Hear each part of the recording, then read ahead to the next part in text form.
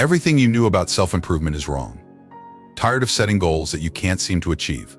Frustrated with falling back into old habits, no matter how hard you try. Today, we're about to uncover the Stoic secrets that can completely transform your life in 2024. This isn't just another self-help guide, this is the blueprint for a new you. All right, buckle up. Let's get into it. Most of us think that the key to changing our lives lies somewhere out there, whether it's a new job, a better relationship, or maybe even moving to a different city. We tell ourselves, if I could just change my environment, everything else will fall into place. But here's the harsh truth.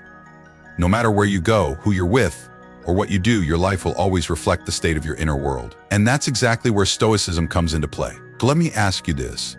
Have you ever wondered why some people seem unshakable no matter what life throws at them? They face the same challenges as the rest of us sometimes. Even worse yet, they remain calm, composed, and most importantly, in control. The secret, it's all about how they perceive and interpret their reality. Now, before we dive deeper, I need you to stop and really think about this. The way you interpret the world is more powerful than the world itself. Imagine two people attending the same event. One leaves feeling on top of the world, while the other walks away feeling utterly defeated. The event was exactly the same, so what was different? It was their perception, their interpretation of what happened. This is where Stoicism shines. Let's take a closer look at what this means in practical terms.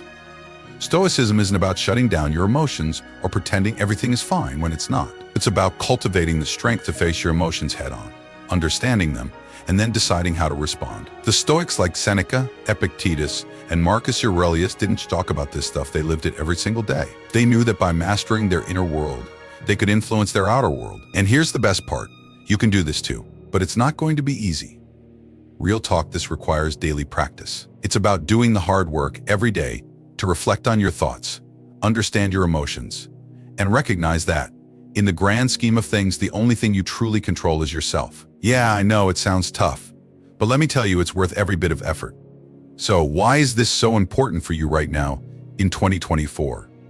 Well, we live in a world where distractions are everywhere. Social media, news, and even the people around us are constantly pulling us in different directions. It's easy to lose yourself in the chaos, to feel like you're just a passenger in your own life. But Stoicism teaches us that we're not passive players, we're the drivers. We're the ones steering the ship no matter how rough the seas get. Let me pause here for a second. Have you ever felt like your life is happening to you instead of you making it happen? Like no matter how much you try to plan or prepare, things just never seem to go your way. If so, drop a comment below because I want to hear your story. Now back to the Stoics.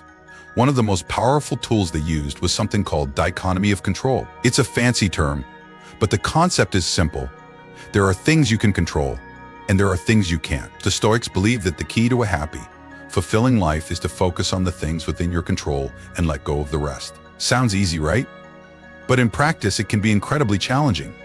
We're all wired to want to control everything, our environment, the people around us, even the future. But here's the thing. The more you try to control what's out of your hands, the more frustrated and anxious you become. And that's where most of us get stuck. So, what can you actually control?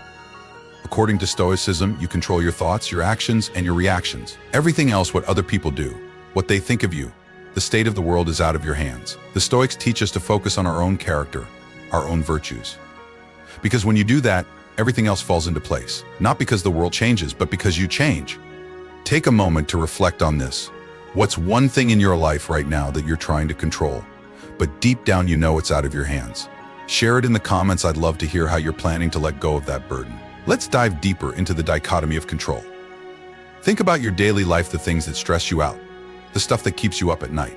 Maybe it's a difficult boss, a rocky relationship, or the fear of failure. Now ask yourself, how much of that can you actually control?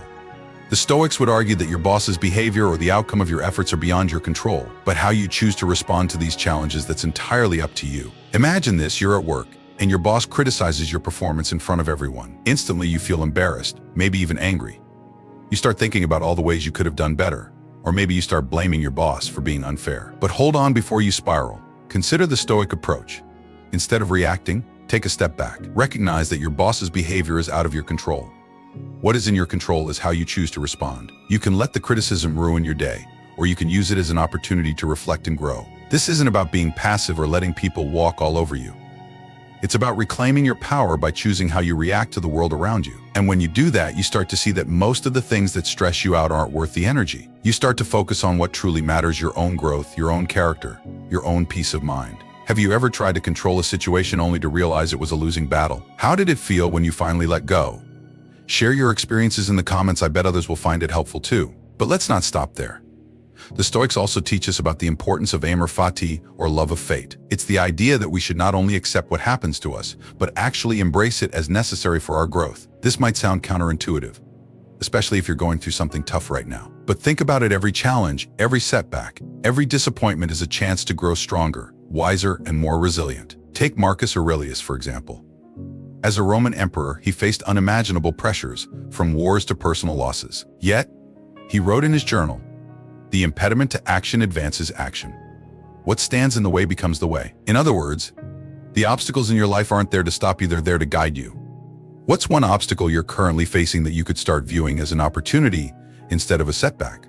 Drop it in the comments. I'm curious to see how you might flip the script on that challenge. Now, let's talk about the importance of daily reflection, one of the core practices of Stoicism. The Stoics believed that taking time each day to reflect on your thoughts and actions was essential for personal growth. It's not about beating yourself up for what you did wrong, but about learning from your experiences and making conscious decisions to improve. Imagine ending each day with a simple exercise.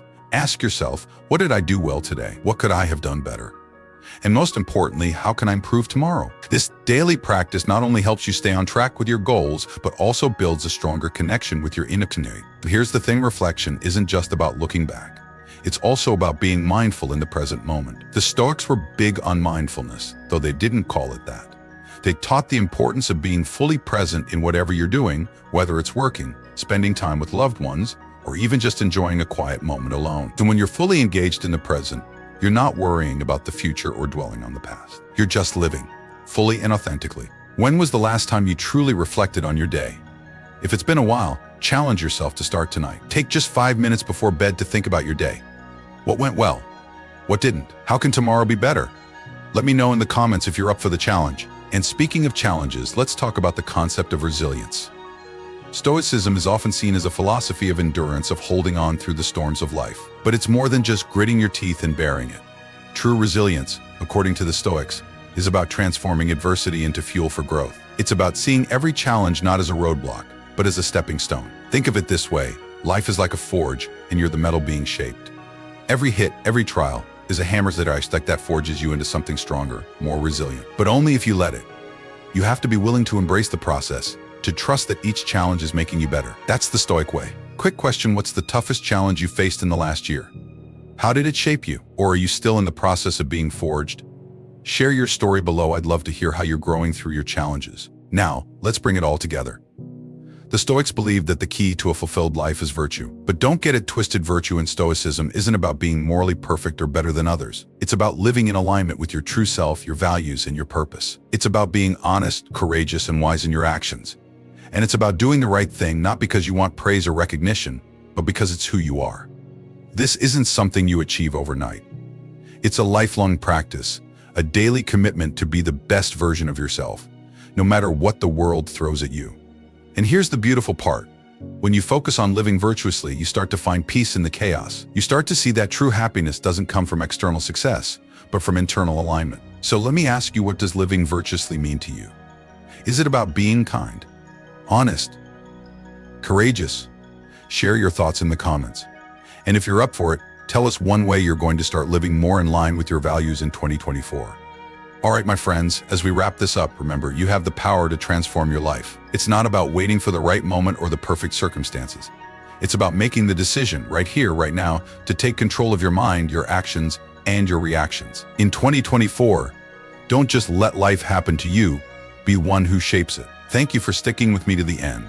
If this video resonated with you, hit that like button, share it with someone who needs to hear this, and don't forget to subscribe for more content that'll help you live a life of purpose and fulfillment. Let's make 2024 the year we all become the best versions of ourselves. Remember, it's not the events that shape us, but how we choose to respond to them. Now, go out there and live virtuously.